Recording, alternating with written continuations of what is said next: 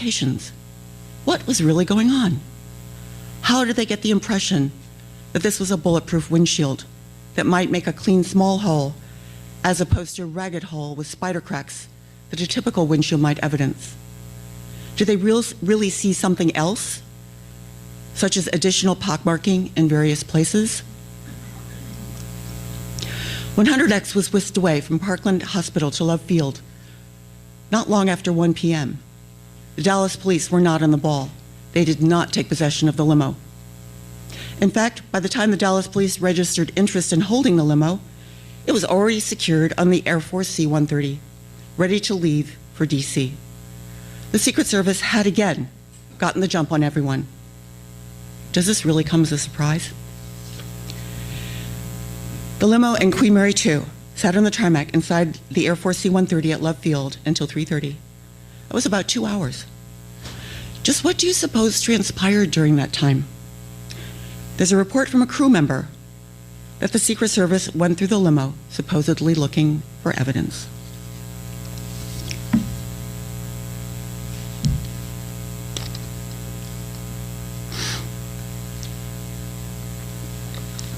The limo was offloaded from the C-130 at Andrews Air Force Base at about 8 p.m. We know there was damage to the windshield in Dallas. The limo had just been flown about 1,600 miles. It's not unlikely that the spidering had increased. What was the first thing the U.S. Park Police motorcycle escort policemen started talking about? Guess what? A hole in the windshield. Even though by this time it was dark. That didn't matter. Now the limo is going to be driven 45 miles or so from Andrews Air Force Base to the White House garage. Taylor, S.A. Taylor, later wrote a memo where he mentions the hole in the windshield without adding any definition. The limo arrived at the White House garage at about 9 p.m. A plastic cover or tarp was placed over 100X, and security was set up around it and the Queen Mary II. At 10 p.m., Deputy Chief Paterny, Boring, and reps from Dr. Berkeley's office at the White House inspected 100X. Why wasn't a forensic exam by the FBI done first? Are we supposed to accept that the Secret Service inspection was just normal? Just who was in charge of this car? To whom were they accountable? Have I successfully demonstrated that it is the Secret Service who has been in charge of this vehicle, and they seem to be accountable to nobody? Did the Secret Service try to keep control of the presidential limousine until it had been put into condition where it was safe for others to look at? The Secret Service pored over the car for a good 2 hours. They found evidence, all right, in bullet fragments, CE 567 and 569, plus a piece of the president's skull. But exactly where were these things found? What process was used? Yes, they did turn these things over to the FBI, and the piece of skull made its way to the autopsy. But did they even know how to handle evidence? Wasn't it their real job to be protecting the president? Not one question was asked, it would appear, as to why the Secret Service was there first and not the FBI. Those agents actually knew what they were doing when it came to handling evidence, or they were supposed to. The Secret Service conveniently left no trail of crumbs to tell us anything about what really happened during those 2 hours, not to mention the other 10 hours or so that they had the limo in their possession. Knowing this, how do we weigh and evaluate the limo evidence? It wasn't until about 1 a.m. that the FBI was finally invited to examine the limo. S.A. Frazier was at the head of this group, which also comprised Bartlett, Killian, Cunningham, and Thomas. But just what condition was the limo in when it was turned over to the FBI? Was it pristine, as it had been at Parkland Hospital 12 hours before? I think you'll agree it was not. Between 1 and 4 a.m., the FBI scoured the car, relatively speaking. It was they who found the tiny shards of bullet in the carpet near the Connolly jump seat. They also gave the windshield a proper exam and retrieved from it a metallic residue on the inside. And last but not least, they were the ones who observed the damage to the chrome interior of the limousine. A number of black and white photos were taken. Some of them became war horses of the Warren Commission, such as this one, CE-349, and also CE-350, which shows the defect in the windshield. Some were dumped in a box and remain unverified and undated until Robert Fraser confirmed to me that they had been taken as part of the FBI exam. On Saturday morning, Ford Motor Company lays onto the White House garage. The nosy Vaughn Ferguson arrived and asked to see the limo. He was told no. He was, however, allowed to take a look at the windshield. Ferguson documented the damage he saw. He said there was no perforation, but substantial cracks radiating a couple of inches from the center of the windshield at a point directly beneath the mirror. This is consistent with what Mr. Fraser told me that he viewed. He said, yes, he saw a hole, but not a through-and-through hole. Mr. Ferguson immediately requested a replacement windshield to be installed. This was done eventually on Monday, the 26th, by the Arlington Glass Company.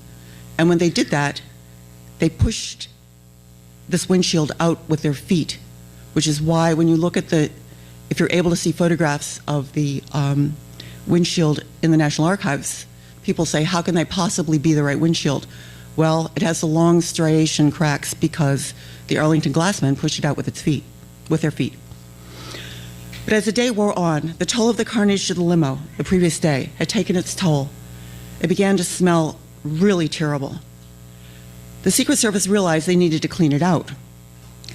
It was not until this time, around 4:30 in the afternoon, that the color photographs of the limo were taken.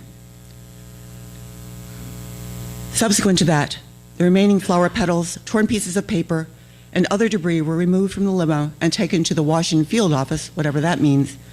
They were never seen or heard of again. Ferguson stated that he basically stayed with the limo until Monday because LBJ had ordered it cleaned out in case he wanted to use it in the funeral procession. This statement, which at face value is outrageous, is, however, consistent with people in the background keeping control of what happened to the limo. Ferguson found the limo somewhat cleaned out by the Secret Service, but there was caked blood on the upholstery buttons. Also, there was a big dark stain on the rear blue carpet. So Ferguson got down on his hands and knees, and with a mixture of baking soda and water, he tried to scrub the blood out of the back seat carpeting. He was unable to do so, and then notified his superior that the limo would not be ready for use in the funeral. Ferguson ordered new replacement carpeting for 100X from Hess & Eisenhardt. It arrived on December the 2nd. At that time, Von Ferguson retained pieces of the bloody backseat carpeting, which he kept. Two were later put up at auction against the wishes of his family. So according to Mr. Ferguson, 100X was ready to roll, new carpeting and all, by December the 2nd. There was only one small problem. The Warren Commission might have an interest in the car.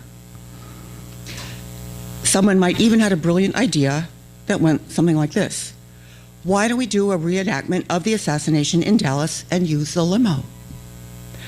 The FBI did a reenactment early on, where they actually used a Lincoln Continental convertible, very similar to 100X without the extra 41-inch stretch section. Theoretically, the Warren Commission could have been actually hoping to have the limo made available to them. Of course, that was not to be.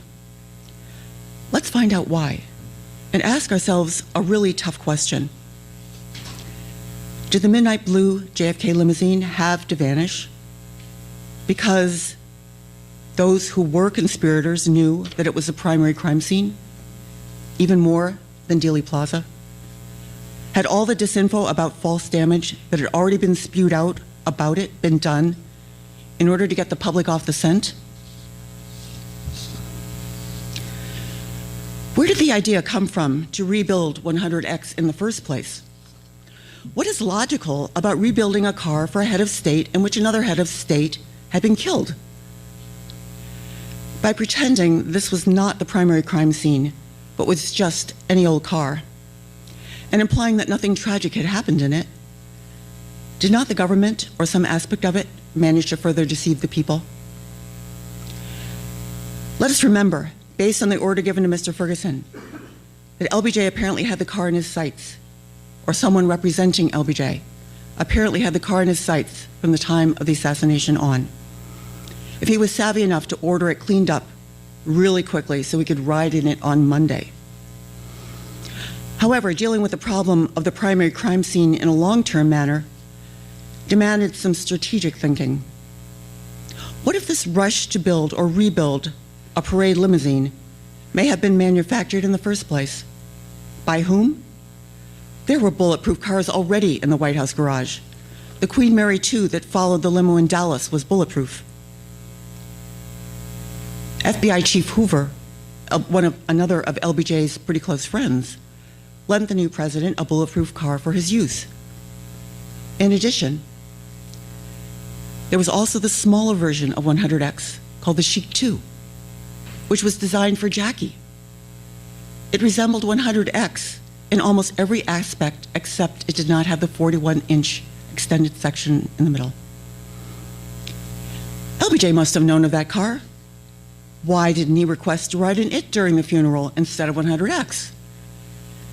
In addition, wasn't this car also a candidate for bulletproofing along with 100X, or instead of 100X? Apparently, it was not even considered. There seemed to be such a spirit of so-called objectivity that it almost seems unreal. Who in their right mind would want to ride in a car in which their predecessor had been killed, bulletproofed or not? In case LBJ's choice in this matter seems okay to you, take a moment to ask yourself just how JFK would have reacted had he been urged to rebuild a car in which his predecessor had been killed.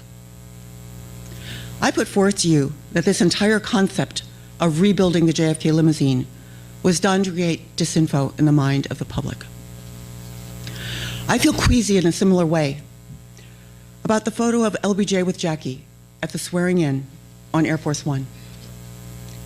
Suppose Jackie had succumbed to the pressure from Lady Bird and LBJ and changed her clothes. Seeing Jackie wear the white dress from San Antonio that Lady Bird had conveniently laid out for her could have negated all that she had just experienced, as well as our perception of it. Did they want Jackie cleaned up for the photograph? To establish the disinfo idea that Jackie was just fine with it? Thank goodness for Jackie's tenacity. I want them to see what they have done, she said. She did. Little more than a week following the assassination of President Kennedy, a committee was formed of 6 people representing the Secret Service, Army Materials Research Center, Hessen Eisenhardt, and Pittsburgh Plate Glass Company. Originally, Dr. Eugene Fubini of Mr. McNamara's staff was put in charge. Defense Secretary Robert McNamara also happened to have a unique connection to the Ford Motor Company.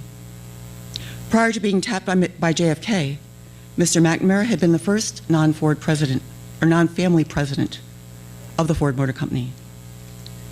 In fact, the design and introduction of the limousine had been facilitated through Mr. McNamara. And it said that when he heard about the assassination in Dallas, the first thing he said was, "Oh no, that's one of Ben Mills' cars." Ben Mills happened to be another of the whiz kids. Ben Mills was in charge of the Lincoln division of the Ford Motor Company. Was it only fitting that the process of getting the limo out of the way be kept in the family, so to speak? In fact, to think really conspiratorially, if anybody wanted to get rid of JFK and actually get away with it, wouldn't using the limousine have to be at the top of one's list? Who else could completely guarantee or practically guarantee that the evidence which the limo represented could be completely controlled? Look at this memo from Mike Davis to Dick Paulson. This is from the head Ford research area of the Ford Museum. By December 4th, a report was being prepared on the bulletproof ability of 100X. How many days after the funeral was that? Like a week? Next, along with Mr. McNamara's many other jobs, LBJ ended up tasking him with bulletproofing the limo. We see in this next memo of December 6th that by this time it had already been determined that 100X would be rebuilt rather than a new car be designed and built, or a different car be bulletproofed. For this memo, General Motors had also offered to build the White House a bulletproof limo, but that offer was not followed up on. And two more men from McNamara's area, John Barrett and Ken Abbott, were included in this assignment. Starting in mid-December 1963, we have a smattering of newspaper articles that start to hint at the whereabouts of the limo.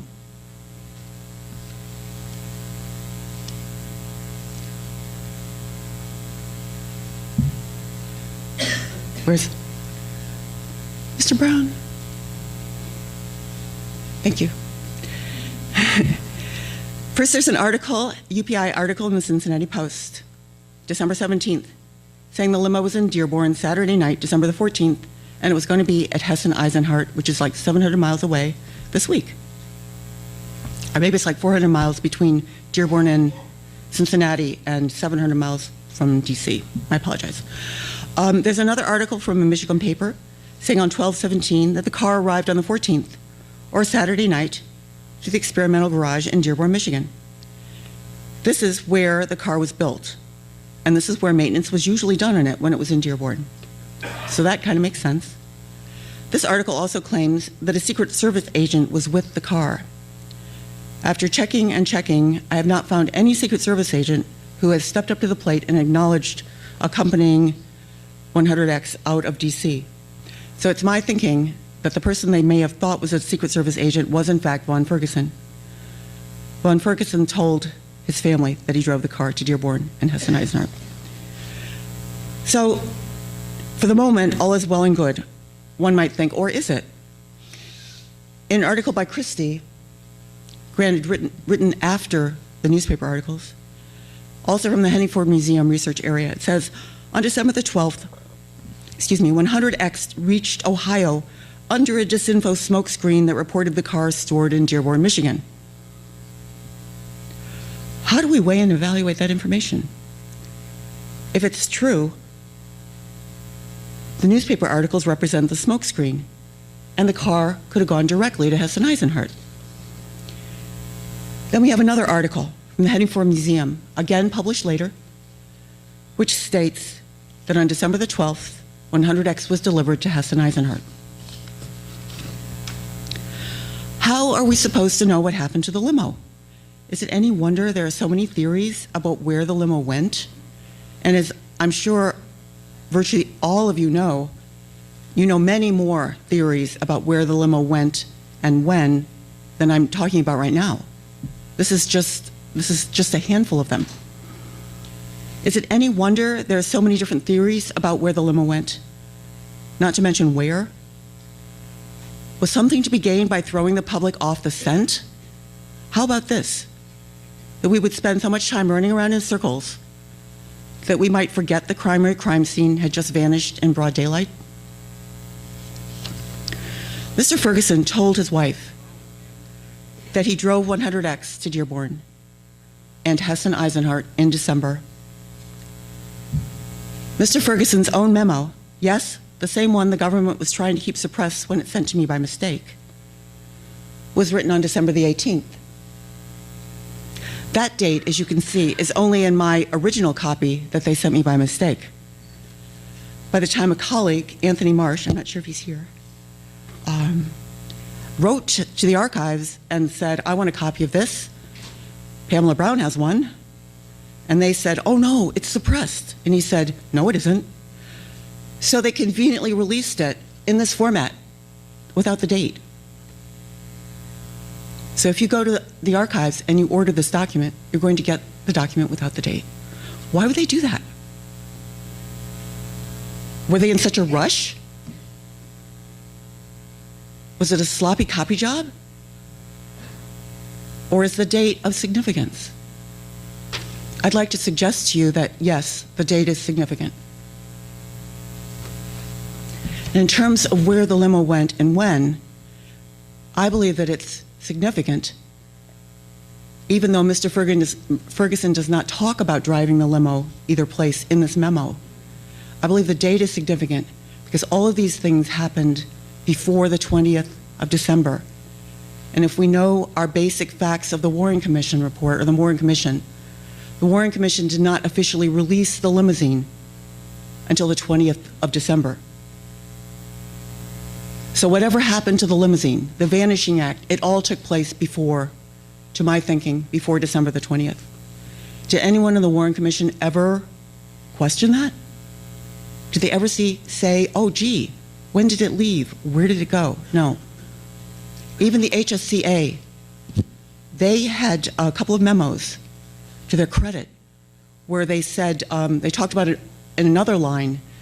They said Ferguson and Rowley's statements disagree on the way the limo was handled after the assassination, which was good. That was all well and good. But they never addressed the question of who did what, when, and why. The limo was pulled right out from under the noses of the Warren Commission, or so it would seem, and nobody cared. Nobody asked. So as we look at the different aspects of this timeline, I submit to you what I consider one of the most significant aspects of the cover-up of the assassination: the process involved in getting the limo out of DC and destroying all the evidence contained within it.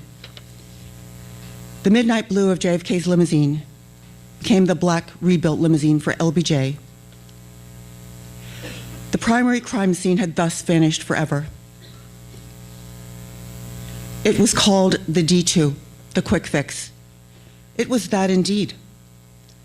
All of this was done under the auspices of Robert McNamara, the White House connection to the Ford Motor Company. As a result, 100X was conveniently unavailable for the Warren Commission to use in the reenactment of May 1964. Instead, they used the Queen Mary 2. It was taller. It had entirely different measurements than 100X, but that was just fine in their eyes. Apparently, all limos look alike.